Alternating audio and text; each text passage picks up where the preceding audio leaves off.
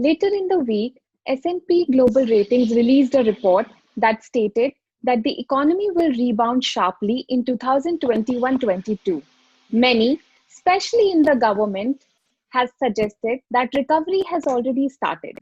The horticulture metaphor green shoots made a comeback in the national economic discourse. In fact, according to latest quarterly review of the economic by National Council of Applied Economic Research (NCAER), it is even possible under some ambitious assumptions for India to achieve a positive GDP growth of 1.3% in the current financial year. The GDP, or gross domestic product, as you know, is nothing but a market value of all goods and services produced in an economy. As many of you have noticed, most of the talk of economic recovery is happening in terms of GDP growth rate. Indeed, this was the variable that was being used until the COVID crisis to analyze the state of the economy. But today we have Dr. K. Siddhartha with us to discuss on this topic and share his valuable insights with us, because post this pandemic, everything has changed. So, sir, we welcome you on this channel today. Thank you, Preeti. Thank you. It's always a pleasure to be on this channel. So, sir, I would like to know, how good is GDP as a measure of growth and development? GDP is actually a measure of growth, not development of sorts.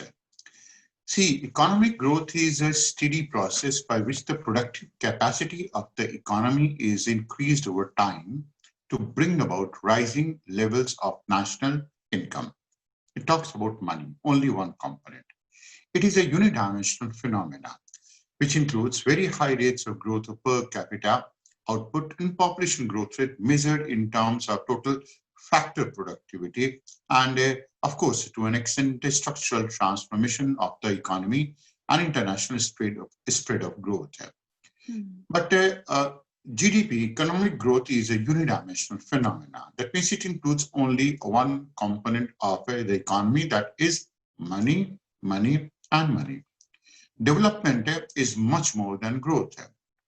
Economic growth is just one of the components of economic development.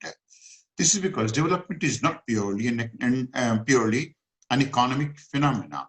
It is a multidimensional process which includes the complete reorganization and reorientation of the economy, not only economy, political economy, and the society as well. It also includes some changes in some of these very radical changes that take place in the way institutions, societies, administrative structures, and the thinking and perceptual behavior of the people going to perform in this case. It also going to include some of these customs and beliefs, as well as a reduction in absolute inequality and eradication of poverty. Now, if you're going to take it from an angle of economic development, which also goes on to include the enlargement of the choice of people, GDP does not go on to enlarge your choice. GDP does not go on to talk about the eradication of poverty. This GDP does not go on to talk about certain things like reduction in absolute inequality in the region. GDP does not go on to talk about a reorganization, reorientation of the economy. GDP is not multidimensional. GDP does not also go on to talk about the social and administrative restructuring and changes in the popular attitudes. It is indicative only of one component, and that is that economy is growing. Maybe that when the economy is growing, you do not know that your ecology, your society is degrading. Now, this is what exactly that we are able to see in India, and there is a drastic decrease in the way people going to interact, people going to feel about each other, and the way they're going to see their country as well. Despite the fact that they may be earning money and the country may be earning some amount of money, and the value of the products and services produced within the economy goes on to be increasing, but the overall value of the society, of the norms, of the values of the people, sincerity goes on to decrease drastically. Okay. So, sir, is it, I mean, you've already explained that we cannot growth and development, measure of growth and development are completely different. So is GDP, is it not a consumerist measure? It is. It is a consumerist measure. See, GDP does not account for, GDP has a lot of flows. It does not account for variations in the incomes in various demographic groups. It does not provide through the, that is the, it goes on to include activities that does not go through the market, such as household activities, education, production, some of these things like unpaid services. And that's the reason GDP is going to be understated. Official GDP estimates do not going to take into account the underground economy, which may be significant in a country like India, which has a long history of not only urban growth, but societal changes as well. GDP does not take into account the value of all the assets in the economy, and it omits economies where no money comes into play at all. But still, the country may be in a process of development, and this is the reason for inaccuracies or abnormalities in the GDP figures. It also includes subsistence production. It ignores subsistence production by not adjusting for the quality improvement and new products. GDP underestimates true economic growth as well. And GDP is also not responsible for counting work that produces no net change in the or the results that that go on to accrue from repairing harms. For example, rebuilding after natural disaster, or like the one that we are talking about, COVID, like the one that we are talking about, like a pandemic that took place, we may produce a considerable amount of economic activity and may thus go on to boost GDP. But rebuilding after natural disaster or a war may produce a considerable economic activity, and still the GDP may not go on to rise at all in this case. It is a measure of economic historical activity. Normal GDP does not go on to account for a lot of variations that take place, and cross-border comparisons are inaccurate because they do not go to take into account the local differences in the quality of the goods, even when adjusted for the purchasing power parity. And of course, it is a consumerist measure, more of a consumerist measure that we have talked about. We're just going to think of it. It talks about the values of services and goods in the economy. So when you go on to produce a product that is going to be environmentally degrading, but then it goes on to increase GDP. Now you go on to pick up a measure for the purpose of checking pollution. So all the people who go on to be getting involved in that, that also go to increase the GDP. Now in the process, it may go to create some law and order problem. So you have to increase your police force.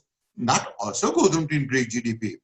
Now, while the police force is going, there may be some amount of corruption, and in order to weed out corruption, you may have to establish another institution that also includes GDP growth, largely because all the people, the number of people involved in these type of economic activities keep on increasing. So when people go to commit crime, the GDP increases. When you go on to increase pollution, GDP increases. When you go on to indulge yourself in nefarious activity, GDP increases. When you go on to degrade the society, the GDP increases. When you go on to create unrest in the society, and there is a good amount of a police force that is going to use for that, that also goes on to increase GDP. Imagine, it's actually consumerist. It's only when you are trying to earn money, only money, and at the cost of the society, at the cost of the people, at the cost of environment, and even at the cost of the peace of the people. But you keep on getting money, and that is GDP. And that is why it is said to be consumerist. And this is the basic issue that is cropped up in the pandemic era, because all of these countries are talking about GDP. No one ever talked about that without spending a single penny in good number of places, the environment went on to become so clean. Yes. So now when you have explained a lot about like all the aspects which, affect GDP's accuracy, so what are the other means of, measurement which are more effective than GDP? There are. For example, you are always going to be talking about Human Development Index, SDI. There is another one that is secularization process, which is difficult to measure all in all. There is a concept of called as Happy Planet Index as well. And moreover, there is a genuine progressive index that is the real progress going to be taking place called as GPI. And can you imagine, Bhutan goes on to be using a term called as gross national happiness, and it goes on to talk about economic wellness, environmental wellness, physical wellness, and mental wellness as well in this case, workplace wellness, social wellness, political wellness. When you don't want to feel well, even if you're going to be having 200 crores of rupees in your bank account, and you keep on suffering from a stress, you are not feeling happy, you are always going to be mired in certain type of a problem, then this is no growth at all. This is absolutely no growth. The only growth that will go to take place is when you go on to bring about change in the economy, as well as change in the type of a societal structure, so that everyone goes on to feel happy by and large. Yes. So, in context of India, what does the drop in GDP mean? The GDP, or the gross domestic product, is nothing but the market value of all the goods and services produced in the economy. As many of you may have noted, most of the talk about economic recovery is happening in terms of the real GDP growth. Indeed, in this case, there was a variable that was being used until the COVID crisis, and that was the only one that was going to be used in this case. Now, when we are going to be talking about that there is a drop in the GDP, it means that the value of goods and services being produced in the country, within the country, is not so high as it used to be. And that is a cause of worry, because not every household is producing goods, not every household is having money, not every institution is going to be having money, and that is a cause of a concern. Okay. Yes, sir. So this is about India. And what are some of the observations regarding GDP in the world? See, with respect to the whole of the world, there are 2 or 3 observations. Most of the country GDP is either flattening. That's one. That is, United States is going to be one of them. Spain is going to be one of them. In India, it is going to be crashing. In some of these European countries, it is also going to be crashing. In only one country, that is China, it is showing an increasing trend. Of course, it is increasing in a decreasing manner. And that is one of those type of trends in that region. Okay. So, I mean, apart from China, all the world's economy is going to get affected badly. Yes, yes, yes. Chinese economy will also be going to be getting affected. You do not know the effect of this time can go on to have it on the next time. You don't know, because there are going to be a lot of other variables that are going to be functioning in this case also. Yes. So, sir, why you should look at absolute GDP instead of GDP growth rates? See, for a few years, the performance of absolute GDP per capita, which is an even more relevant market, which is essentially going to be in an even more relevant market economies and well-being of India, then the aggregate GDP is not good. Just imagine a GDP of a country that is falling by 12%. I have some data in this case. That is, it is going to be fall by 12% in a crisis, from rupees 100 trillion to rupees 88 trillion. And suppose over the next years, this country rebounds sharply and registers a growth of about 6% or 7% respectively. Even when then the end of the third year, the absolute GDP of the economy will be 99.8 trillion, will be less than what it was before the crisis. Countries' income in per capita terms coming back to the old levels, it takes even longer than the GDP coming back to the old levels after the crisis. And that is a real crisis for India, because Indian economy will not be growing. It will go to become static when we're going to be taking that aspect into account. Okay. So, sir, thank you so much for all your valuable thoughts and the data you have shared. Let's see how India and other countries cope with this crisis and improve their economy. Let's hope for the best. And thank you so much for your time. Thank you. I just going to add one more thing to it. That is, the solution lies in building a social capital throughout the world. That's one. And by building alliances on business front, organize ourselves a bit better in this case, because India has certain type of advantages that no other country can have. India can go on to give a model of minimalistic economy to the whole of the world. India can go on to can actually go to work on minimizing the cost of a production. That is not going to be easy most of the countries. India can also go on to insert a lot of local wisdom and produce a completely different type of product that the world has not known in this case. And we only hope that there is no war with China, because this war will go to set in China, both of them, back in this case. And in trying to deal with China, and always going to deal with the three-pronged strategy that we always talk about. First is tackling the POK. Second is get all the 10 countries to talk with China with respect to sharing of these waters, which going to be sharing waters with China actually, but then pressurize China to enter into a water treaty and then tackle the Tibetan issue. China will be a problem for us because China will wish that we can go on to grow. I'm going to try to do everything possible on the earth to thwart Indian economy. Yes, sir. Thank you so much. Thank you.